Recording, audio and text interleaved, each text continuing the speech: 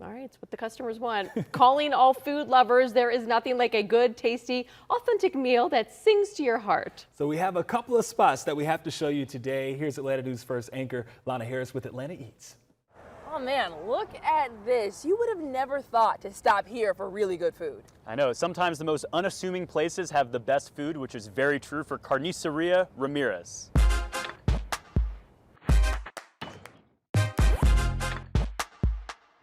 I mean, you know what you're gonna get when you Google restaurants, right? The most popular options the city has to offer. You don't get stuff like this. So Joey Weiss with Atlanta Eats is here to explain to us why exactly we need to be at a hole in the wall to eat. Now, how do you pick the right one?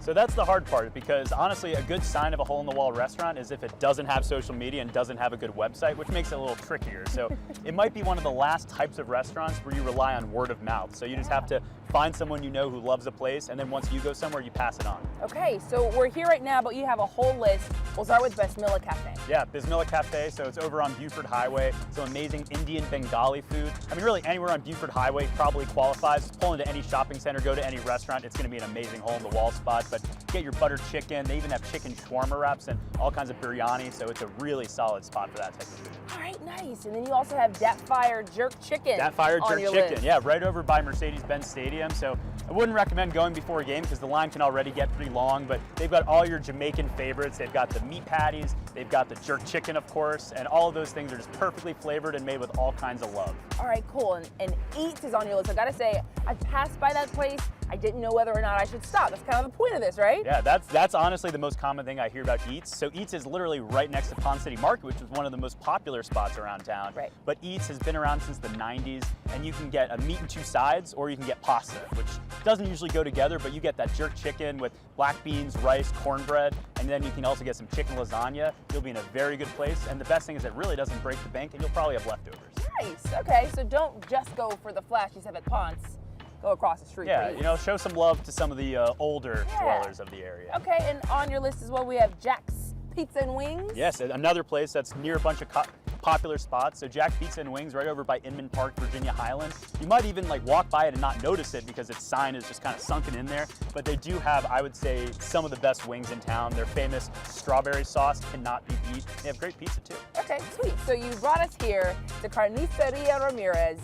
Gotta ask you why. What is it about this place that's so special? Yeah, well, so it's attached to a convenience store, grocery store kind of hybrid, which is already a promising sign. But you just go in there and they have some of the best tacos you'll ever eat. So every time I come here, I try to try new meat, but at the end of the day, they're all really good. All right, so you've been here before. Yeah, so how about let me go over some tacos. Let's try it. Oh man, this smells better than I thought it was going to. Oh yeah, just wait till you see it too. Yeah, so we all right, so we got 3 tacos again. And again, you've had this before, so what are these tastes? What are the seasoning? What are the spices? What am I in for? If I had to give it a word, it's authentic. If I had to give it another word, it's love. Because everything that you eat, you can tell that it's passed down through families and generations, and it's just a perfect representation of what makes authentic food just that much better. It's nothing you'll find at any of those cool boutique bottomless chips and salsa spots. This is one in one. And I see these look like corn tortillas. Yeah, so I usually am not a big corn tortilla guy, hands in the air. I'm a little embarrassed about it, but these corn tortillas are they're fresh, they're perfect, and best of all, they go well with the meat inside. I'll admit, I'm not a big corn tortilla guy either, so I'm excited to try this. I saw them making it inside. Are we ready to dig in? I've been waiting since we pulled up. All right, which one's the steak? So that's the steak. This is barbacoa right here in the middle, and this is the al pastor. So I'll go barbacoa. And then, you know, the real treatment is you give it a little lime. You got some salsa verde, but we only have a couple hands, so we'll add that later. But First one.